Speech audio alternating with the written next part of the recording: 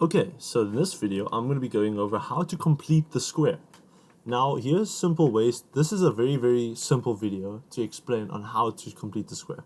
Now, normally, if you were to be given a quadratic function, let's say, for example, f of x is equal to, your quadratic is going to be ax squared plus bx plus c, then you need to convert this by completing the square in the form of f of x is now going to be equal to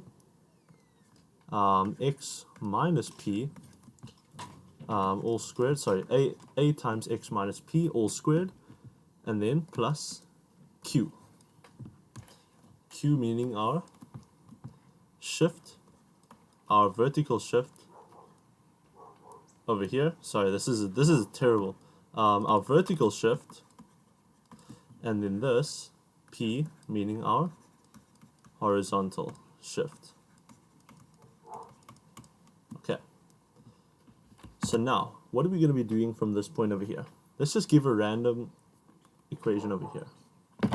Okay, so what we want to do over here is to change this from its quadratic form all the way to its turning point form.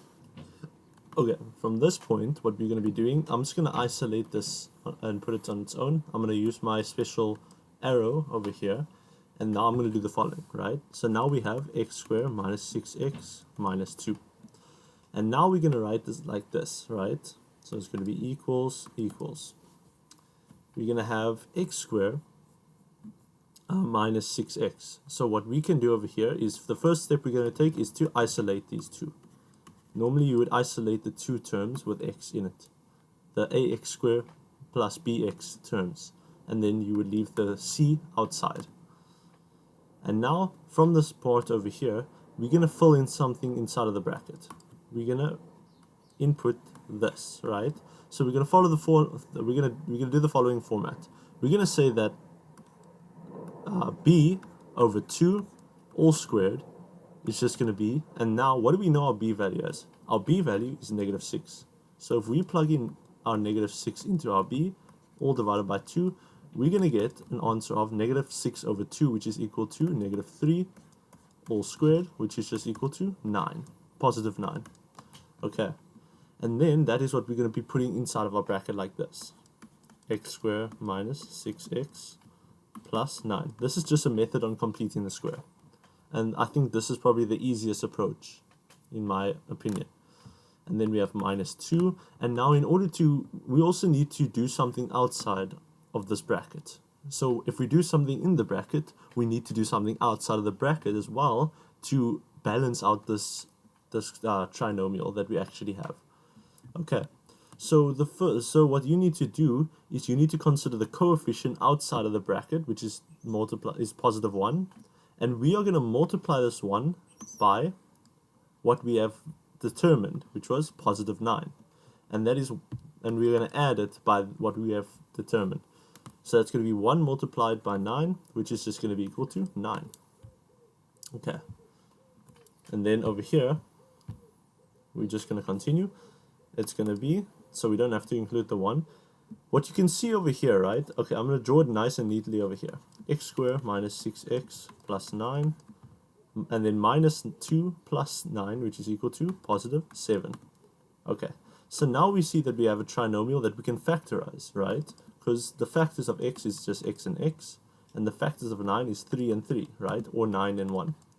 But we can clearly see that in order for us to get it into that turning point form, we need to have 3 repeat itself.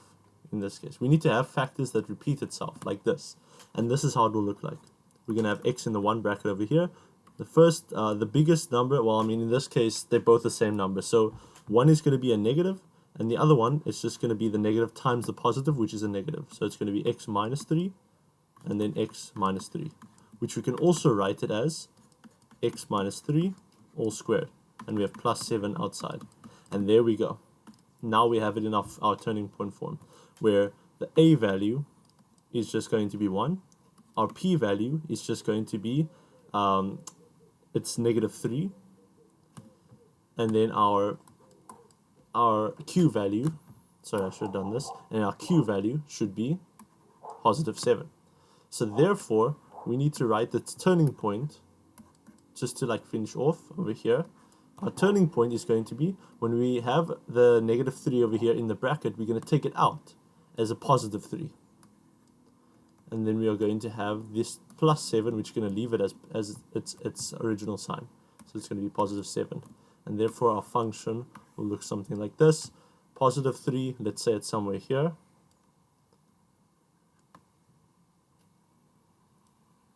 Okay, so it's somewhere here maybe.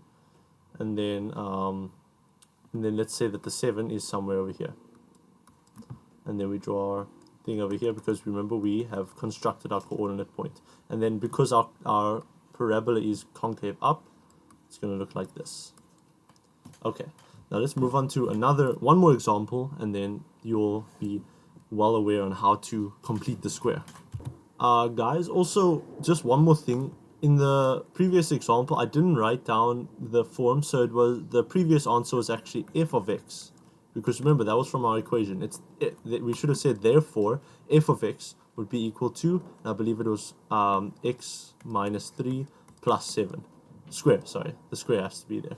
So that was our final answer. It had to be f of x on the left-hand side, and then our quadratic on the right-hand side. Okay, now let's move on to our next example here. Sorry about that, because I almost forgot about it. Okay, so we have f of x is equal to negative 2x plus 8x minus 12. So let's just keep the f of x into this equation, right? So I'm going to just show you that method. Okay, from this point over here, we have, oh, this is a square by the way. We have a negative 2, which is the coefficient of x squared, which is our a value. And we have positive 8, which is our b value. And negative 12, which is our c value, right? So a, b, and c respectively. Now, we don't like working with a coefficient in front of the x squared, right? So what we're going to be doing is we're going to take out a common factor of negative 2. So we're going to do that. So negative 2, and then we have our bracket, and then we're going to do the following. We're going to have just positive x squared, and then we have 8 divided by negative 2, which is going to be minus 4. And now we're going to have minus 12. Okay. Now we have f of x equal 2. And now we're going to have the following. We have negative 2 outside of the bracket. And we need to fill in something into our bracket over here so that we can have our turning point form, right? And then we need to like balance it. So what we need to do over here is we need to consider once again the b over 2 to the power of 2.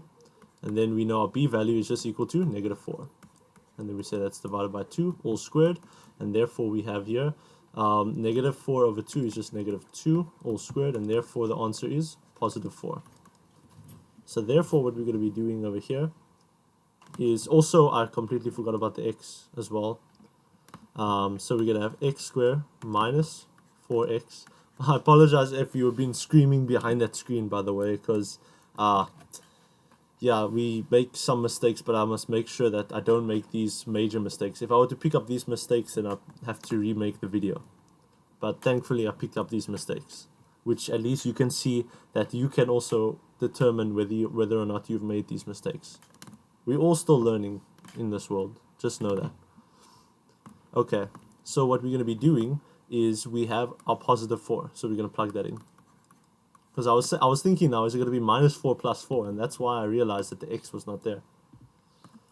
And then we have minus 12. But to balance the entire side out, we need to take the value that we determined and multiply it by the coefficient of the whole bracket. And therefore, it's going to be plus, I'm just going to write it like this, negative 2 multiplied by 4, which we just had. Just write it here. Okay. Now we need to go simplify further, right? Or factorize in our case over here. So we have x squared minus 4x plus 4. And that will simply give us our brackets where we have x and x as our factors of x squared. And we have 4, which gives us 2 and 2. And once again, I said we're going to be using factors that repeat itself for the third term, or the constant term. And then we're going to do the following. We're going to have one bracket with x, and because it's going to be, the brackets are repeating itself, we need to determine the signs. And because it starts with a negative, we're going to have this negative here, so it's negative 2. And then the other bracket is going to be the negative and a positive will give us a negative. So it's x minus 2. And this is all minus, so it's 12. And this is going to be negative 2 times 4 is just negative 8. So I'd write it like that. And then we have f of x is equal to negative 2. We're just going to write this simply as x minus 2 all squared. Negative 12 minus 8 is just equal to negative 20. And there we go. That is our turning point form. So you can see how easy it actually is. It's just the extra 2 steps that we have to follow by putting this into the parentheses or the brackets, and then we need to, outside of the bracket, also do something so that we can balance out the equation or the right hand side. And we have to take the value that we determined and multiply it by the coefficient outside of the bracket. Please remember that.